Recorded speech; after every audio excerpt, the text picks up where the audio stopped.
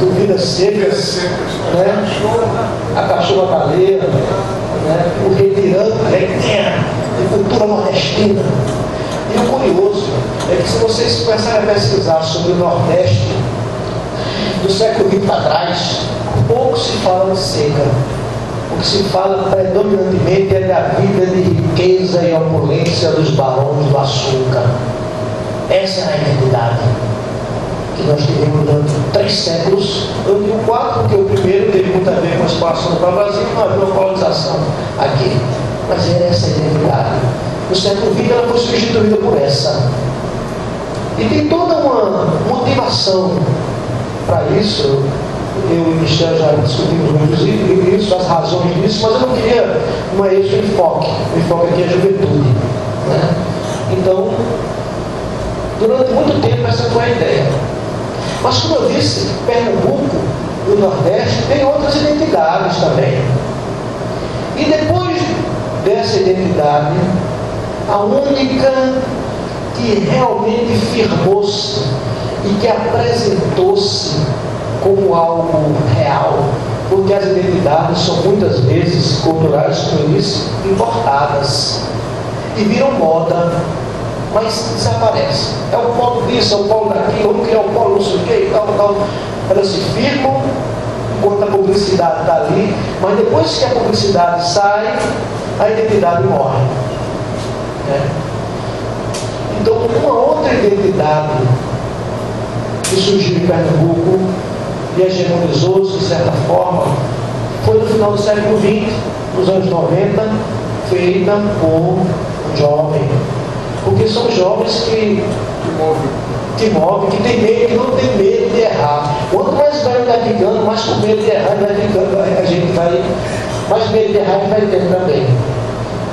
Velhice e juventude não tem muito a ver com a idade, tem a ver com a capacidade de estar sempre querendo movimentar-se. Você morre quando para. A água parada apodrece. A água do Rio São Francisco está aí há tempo e está vivo porque está morrendo. Se parar, aí se morre, apodrece, que deluda, né? E a gente tem que estar sempre em movimento. E quem foi essa pessoa? Todo mundo conhece, foi esse cidadão aí.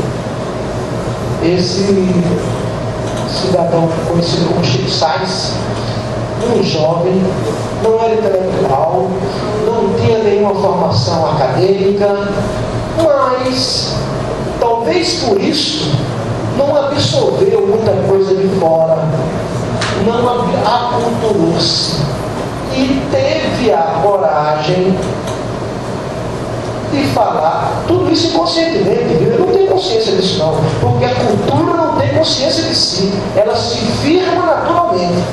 A cultura que tem consciência, eu vou fazer isso, eu vou fazer isso, não é cultura, é política, é ideologia, é doutrinamento.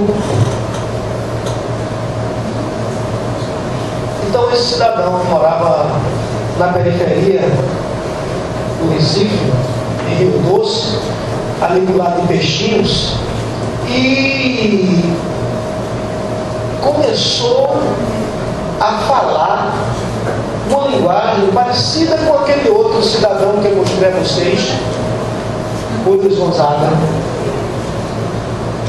Uma linguagem semelhante que sentido, de falar da sua realidade, da sua terra, do que ele vivia.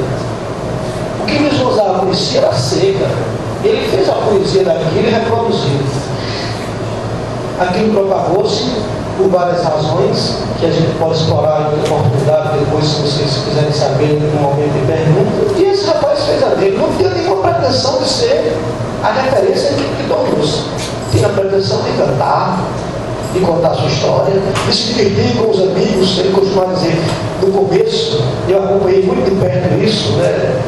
Eu morava lá em Olinda também, acompanhei os ensaios, as coisas, por isso que me chama de produtor cultural, porque daqui eu me orgulho desse título ainda, embora não esteja mais nesse segmento, mas sou um pesquisador, hoje eu prefiro aquele, né, que você se referiu aqui. E curioso que ninguém disse para ele ficar assim, para ele se colocar assim, fazer tipo. Ele não estava fazendo tipo, ele estava apenas usando o que era comum no lugar dele. Se faz sol, chapéu de palha. palha. Como Luiz Gonzaga dá um chapéu de couro, porque o couro é uma coisa popular na região dele. É mais fácil você encontrar couro naquela época do que pano. Porque o pano, o tecido, eu me lembro que na fazenda dos meus avós, as cadeiras eram de couro. Hoje cadeira de couro é um negócio caro. Não era couro, porque ele marcava o bode ali e tirava o couro, ele mesmo tirava e pregava ali no banco, entendeu? E era tudo de couro. Não era de tecido, mas porque tecido era importado, entendeu? Daquele tecido era caro. O Luiz Gonzaga falou muito da Asa Branca, que é o carro-chefe da ideia dele, do sertão, que é aquela música que conta toda essa saga, resume tudo, porque era muito comum na área dele, Asa Branca, boa, serra e tal. E na área desse aqui, o que era comum? Quem sabe o que era? Caranguejo, lama, mangue. Ele até parece um caranguejo. Ele, mas usou os trejeitos do caranguejo mesmo. Né? Ele fazia isso porque ele que conhecia. Isso é uma identidade, isso é uma cultura natural. É um exemplo de cultura que brota naturalmente. Se a mídia se apropria ou não, isso é outra coisa. Mas ela brota naturalmente. Né? Os trejeitos do caranguejo, é o que ele conhecia. E daí o caranguejo, e que ele assumiu como símbolo os primeiros shows de Chico Sainz. Não sei se alguém aqui assistiu, mas a gente tem um jeito de cantar e assistir e ficava mais assim, né? Era o símbolo do caranguejo e tal. Uma outra identidade que existe entre esses dois é que Luiz Gonzaga cantou a realidade da fome, da dificuldade do sertanejo nessa época. No começo do século XX, nós estamos falando do século XX, 80% da população de Pernambuco era rural. E ele cantou essa realidade para essas pessoas. Quando esse rapaz começou a cantar, quase 80, mas era 70 e alguma coisa, não lembro exatamente, da população pernambucana era urbana. É a mesma coisa. Ele cantou. E essa população rural, de dificuldades econômicas e sociais que moravam no sertão, estava agora na periferia das grandes cidades. Ele mesmo tem uma família oriunda dessa realidade. E morava na periferia. E foi essa identidade que foi se formando a partir do... E isso pegou muito rápido. Mesmo tendo sido uma coisa que não veio com uma grande produção de mídia, não veio da Rede Globo, não veio com um aparato intelectual, veio com, como ele costuma dizer, uma brincadeira levada a sério. Eles estavam se divertindo. E aí é um grupo que ele fazia parte, dessa forma foi emblemática do que eles representavam. Isso é o Nação Zumbi, né, o grupo original, e tudo é lá de lama.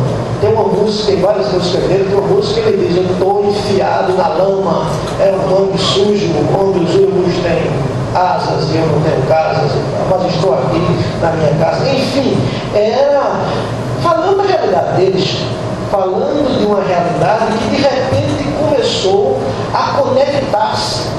Pessoas que tinham aquela mesma percepção, começou a ter aquilo como referência, aquilo que eu falei para vocês, que cada um assumir o que é, vai encontrar conexão com o outro. Agora, se você ficar enrustido, como se diz, se você não se manifestar, né, se você não tiver coragem de errar, não ter coragem de errar, porque ninguém é dono da verdade, ninguém é para ter a pretensão de ser dono da verdade. Mas não custa nada falar o que pensa, não custa nada dizer o que acredita, até para a gente interagir. É assim que a sociedade evolui, através da troca de informações. Não com nenhuma pretensão de ser dono da verdade, apenas com a pretensão de interagir, de trocar informações, e a gente vai dar o cimento, dar o tijolo, e aí a gente vai construindo, né, construindo uma sociedade. Pois bem, eles falaram então dessa realidade urbana do Recife, que nasceu disso.